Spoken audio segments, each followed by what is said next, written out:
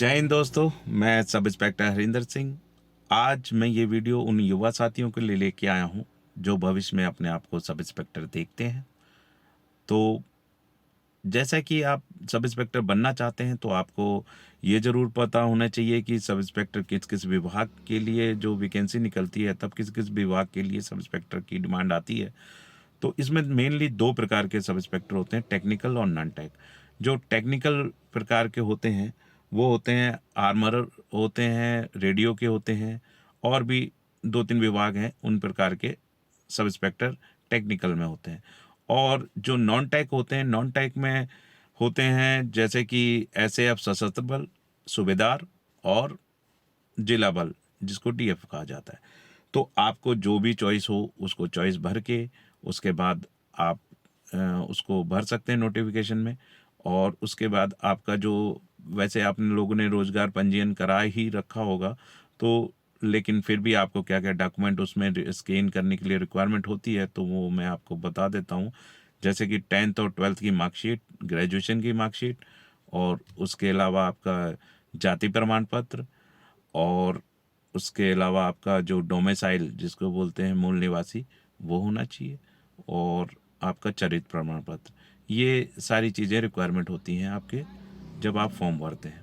Form भरने के बाद फिर आपका जो बोलते हैं एडमिट कार्ड, वो एडमिट कार्ड कुछ दिनों बाद जो परीक्षा लेते हैं पीईबी का जो वो रहता है, वहाँ से आपका एडमिट कार्ड ऑनलाइन आता है। ऑनलाइन आप उसको निकलवा लेते हैं, फिर आपकी परीक्षा की डेट निर्धारित हो जाती है कि परीक्षा किस दिन है। तो उससे पहले आपको फिर जो है उसमें परीक्षा में क्या होता है ये मैं आपको बता देता हूँ। जो इसका बोलते हैं सिलेबस, या फिर इसमें क्या क्या आता है। तो जैसा कि मैंने आपको पहले ही बताया था कि सब इंस्पेक्टर दो प्रकार के होते हैं, टेक्निकल और नॉन टेक।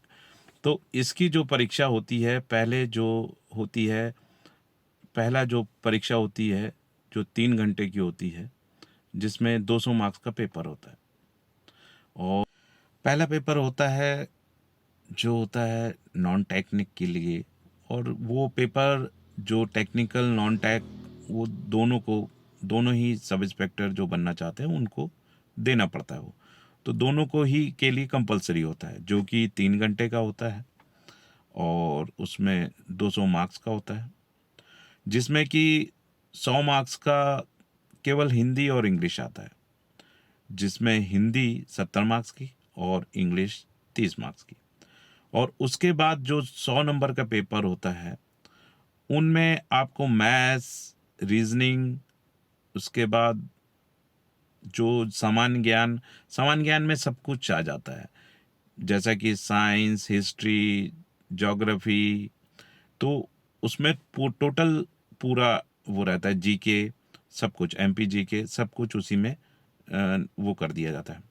तो इसमें पढ़ने के लिए सबसे ज़रूरी तो चीज़ है हिंदी, इंग्लिश और मैथ्स और रीजनिंग। ये चीज़ें तो आपको बिल्कुल बाय हार्ट, आप बिल्कुल तैयारी इसकी कर लीजिएगा, क्योंकि ये बहुत ही ज़रूरी है। और उसके अलावा जीके में, जिसमें कि साइंस, हिस्ट्री, केमिस्ट्री, दुनिया भर की चीज़ें हैं, तो उनकी भी तैयारी आपको पूरी तरह से रखनी है। लेकिन सबसे ज़्यादा फोकस जो सब्जेक्टों पे करना है वो है हिंदी, इंग्लिश, मैथ्स, रीजनिंग। ये तीनों को बहुत अच्छी तरह आपको तैयारी करनी है। उसके बाद आपका जो टेस्ट, ये जो कंप्लीट हो जाता है, उसके बाद नॉन टेक का टेस्ट ख़त्म हो जाता है, लेकिन फिर टेक्निकल वालों का टेस्ट रह जाता है, जो कि टेक्निकल में 100 मार्क्स का वो जो पेपर होता है वो 2 घंटे का होता है। और उसमें जो सब्जेक्ट्स होते हैं वो होते हैं जीके, मैथ्स और साइंस, केमिस्ट्री, ये सब पूरा उसमें जो नॉन टेक के लिए, सॉरी, टेक्निकल के लिए पूछा जाता है। तो ये जो पेपर होने के बाद फिर आपका, आप रिजल्ट का वेट करते हैं, रिजल्ट आता है। रिजल्ट आया, आपको लिखा हुआ आएगा कि आपका सिलेक्शन हो चुका है, किस विभाग में हुआ है उसका आपको वो आता है। उसके बाद आपको बहुत ही ज़रूरी होता है कि आपके सारे डॉक्यूमेंट आपका सबसे पहले आधार कार्ड जो रहता है उसका आपका अपडेट होना बहुत ज़रूरी है। आपका थंब का जो वो रहता है, कई बार ऐसा रहता है। फिर आपको फिज़िकल के लिए, यानी जैसे ही आपका सिलेक्शन हुआ तो फिज़िकल के लिए आपको बुलाया जाता है।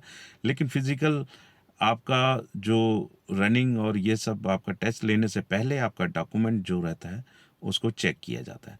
उसको चेक किया जाता है तो सबसे पहले आपका आधार कार्ड जो रहता है वो अपडेट होना चाहिए, जिसमें कि आपका थंब प्रॉपर मिलना चाहिए। क्योंकि कई बार मैं जब गया था तो मैंने देखा था कई लोग इसी में रह गए कि आपका थंब नहीं मिल रहा है, ये नहीं मिल रहा है, तो आपको परीक्षा आगे फिजिकल टेस्ट नहीं देने दिया जाता है। तो आप प्रॉपर अपना आधार कार्ड ज़रूर अपडेट करा लीजिएगा। हाँ, उसके बाद आपका डॉक्यूमेंटेशन होता है। तो डॉक्यूमेंटेशन में मैं आपको बताऊँ, सबसे ज़रूरी चीज़ आपका डोमिसाइल होता है, क्योंकि कई लोग ये काम करते हैं कि अपना डोमिसाइल, जिसको मूल निवासी भी बोला जाता है, वो फॉर्म भरने के बाद बनवाते हैं। ये ज़्यादातर लोग ने किया है, और तो वो मूल निवासी को वैलिड नहीं माना जाता है। और जैसे तो इसी वजह से आप जो अपना मूल निवासी है वो आप प्रॉपर टेस्ट से पहले, जो नोटिफिकेशन से पहले, आपने जब नोटिफिकेशन आया और अपना फॉर्म भरा उससे पहले का मूल निवासी होना चाहिए। तो मेरे साथ भी कुछ समस्या आई थी इसकी, लेकिन वो तो अच्छा है, मेरा पुराना मूल निवासी मेरे को मिल गया था, तो उससे मेरा काम बन गया था। तो ऐसा आपके साथ ना हो, इसीलिए आप मूल निवासी जो होता है उसको प्रॉपर अब पहले से ही बनवा के रख लीजिए। उसके अलावा आपका जाति प्रमाण पत्र, आपका कैरेक्टर सर्टिफिकेट, ये सब चीज़ें भी अपने पूरे डॉक्यूमेंट रेडी रखिए। उसके बाद वो आपके चेक होते हैं, चेक होने के बाद जब वहाँ से फाइनल हो जाते हैं तब आपको फिर आगे भेजा जाता है दौड़ के लिए। फिर पुरुष मेल कैंडिडेट के लिए जो 800 मीटर का टाइम है वो 2 मिनट 40 सेकंड है, और जो महिला कैंडिडेट है उनके लिए 3 मिनट 30 सेकंड है, और जो भूतपूर्व सैनिक हैं उनके लिए 3 मिनट 15 सेकंड का टाइम होता है 800 मीटर का। उसके बाद आपका लॉन्ग जंप होती है। लॉन्ग जंप में आपको, जो मेल कैंडिडेट हैं उन्हें कूदना है 13 फीट। आप नोट कर लीजिए, 13 फीट आपको कूदना है। उसके बाद फीमेल कैंडिडेट हैं उनको कूदना है 10 फीट, और जो एक्स सर्विसमैन है उनको भी 10 फीट कूदना पड़ता है। उसके बाद आपका होता है शॉर्ट पुट। शॉर्ट पुट में आपका जो वज़न होता है, आपको जो भी वज़न का आपको शॉर्ट पुट मिलता है, आपको ज़्यादा का मिलता है, करीब 7.5 केजी का होता है जो मेल को मिलता है, और 7.5 केजी का उसको 9 फीट फेंकना है। जो महिला को मिलता है वो 4 केजी का मिलता है, और उन्हें फेंकना है केवल उनको फेंकना है 15 फीट। जो मेल कैंडिडेट हैं उनको मिलता है 7.5 केजी का। वजन का ख्याल रखिए, वजन उसमें ज़्यादा मिलता है, इस कारण उन्हें 9 फीट फेंकने से चल जाता है। और जो महिला कैंडिडेट हैं उन्हें मिलता है 4 केजी का, उन्हें फेंकना पड़ता है 15 फीट। और जो एक्स सर्विसमैन हैं उनको भी 7.5 अप्रॉक्स 7.5 केजी का जो शॉर्ट पुट मिलता है उसे फेंकना पड़ता है आपका 15 फीट। समझ गए? ठीक है। उसके बाद आपका वो हो गया। वो होने के बाद आपके ये 3 ही टेस्ट जो शरीर दक्षता में लिए जाते हैं, वो 3 टेस्ट, ये 3 ही टेस्ट लिए जाते हैं।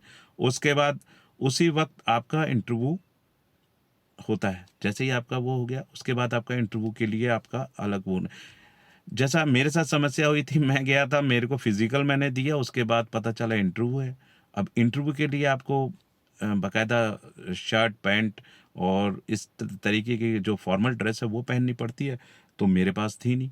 तो मैंने फिर बाद में जो लोकल एक बंदा था उससे रिक्वेस्ट की, तो उसने अपनी कहीं से अरेंज करके मेरे को दी। तो इसलिए आप ध्यान रखिएगा कि टेस्ट जैसे ही फिज़िकल हुआ उसके बाद आपका इंटरव्यू होता है।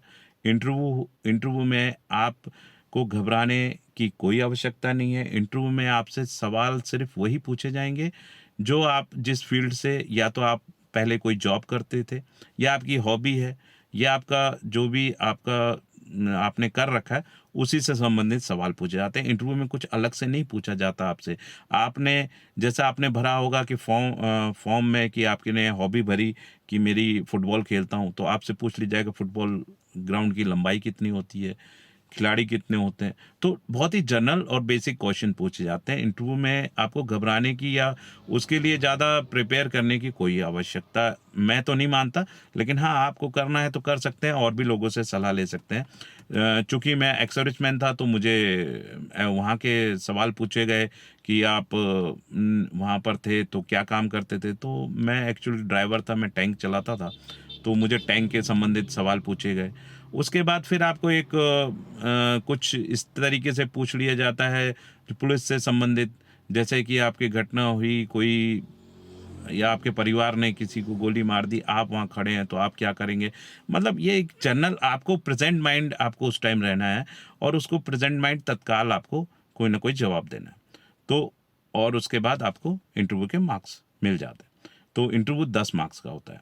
तो कुल मिला के जो आपकी परीक्षा है, वो आपका जो 200 प्लस 10, 210 मार्क्स की आपकी परीक्षा होती है और जो शारीरिक दक्षता है, इसमें केवल पास होना है।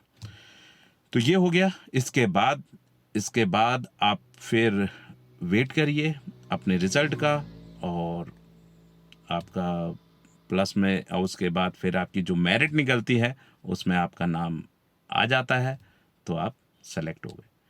ये मेरा इतना लंबा वीडियो बनाने का बस यही वो था कि आपको पहले नॉलेज होनी चाहिए, किस तरीके से सब इंस्पेक्टर के टेस्ट होते हैं, उसके अंदर क्या-क्या होता है, तो वो चीज़ें आपको मैंने बता दी। ओके, धन्यवाद दोस्तों, बाय।